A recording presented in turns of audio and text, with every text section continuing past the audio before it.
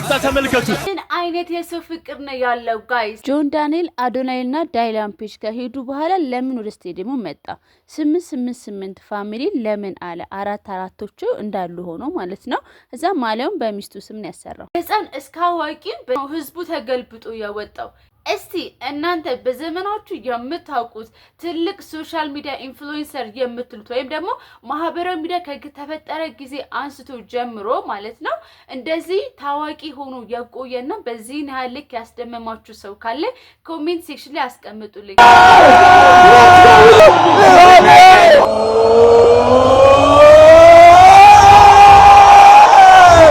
ይህን በመሰለ ፕሮግራም ሰዓት ላይ ጆን ዳንኤል አልተገኘም።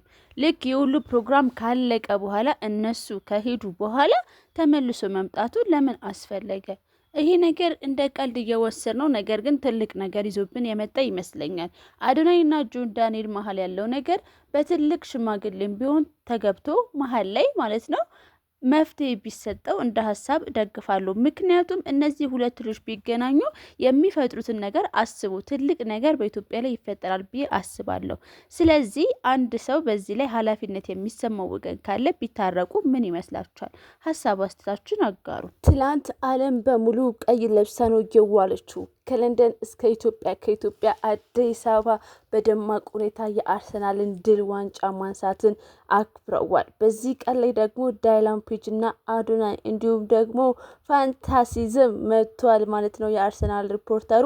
ከዛም በኋላ የምነግራችሁ ነገር ጃኒም እንግዲህ በአርሰናል ማሊያ ከች ብላለች። ምክንያቱም ምሽቱን ያደመቁት ዳይላንና አዶናይ በአርሰናል ደስታቸውን እየገለጹ ነው።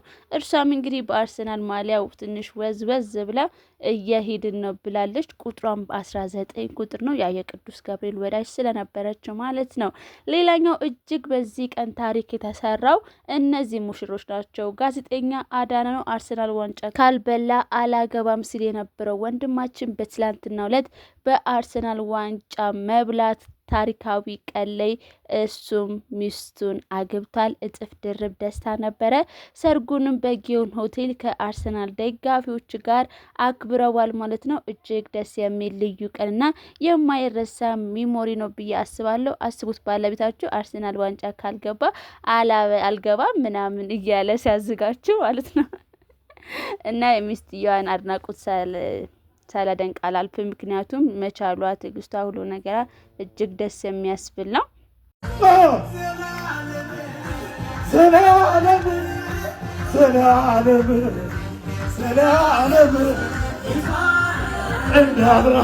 ከሰላምቲያ ቢያሬን ነጉ አርሰናል ላሳይ ብሮ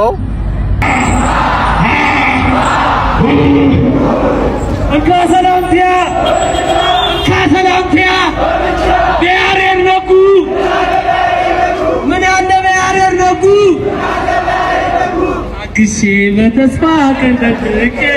ታግሼ በተስፋ ቀን ጠብቄ ስንቱ ወያላ ተዳርቄ በላሊበላ ቆይታቸው እጅግ የተደመሙት አዶናይና ዳይላን ፔጅ እንግዲህ እዛ ቆይታቸው ዛሬ ማስደመሙ ቀጥሏል። በላሊበላ ምን ነበር የተፈጠረው መሰላችሁ? የሰው ልጅ አስክሬን እስካሁን ሳይበሰብስ የቆዩ ሰዎች እንዳሉ ተመልክተናል።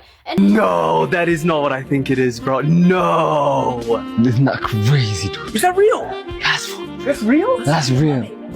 That's a mummy. Which is late. ዘነበ ለኛም ያካፋልና በላሊበላ የተመለከትናቸውን ነገሮች ልንገራችሁ። ያልበሰበሰ የሰው ቅሪተ አካል በላሊበላ እንዳለ ታውቃላችሁ? አዎ ሁላችንም እዛው አሁን ያየነው እና አዶናይ ሲያሳዩን። ሌላው ደግሞ ላሊበላ ያልታዩ ፍልፍል ቤተክርስቲያኖቿ እንዲሁም ደግሞ የቄስ ትምህርት ቤት ስርዓታቸው፣ ሌላ ምን አለፋችሁ የህዝቡ ፍቅር ግን ላሊበላ እጅግ የሚያስደንቅ ሰዎች እንደሆኑ በአዶናይ ተመልክተናል።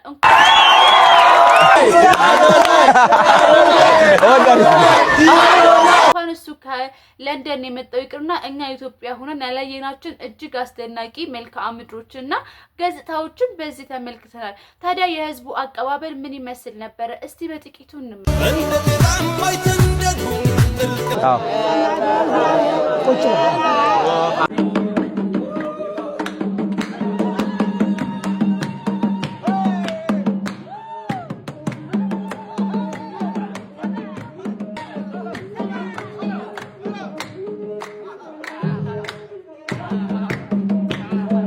ታዲያ አዶናይ በሰራው ስራ ክብርት አዳነች አቤቤ በትላንትናው ዕለት ትልቅ ምስጋና እንደተቸረው ነግራችሁ ነበር።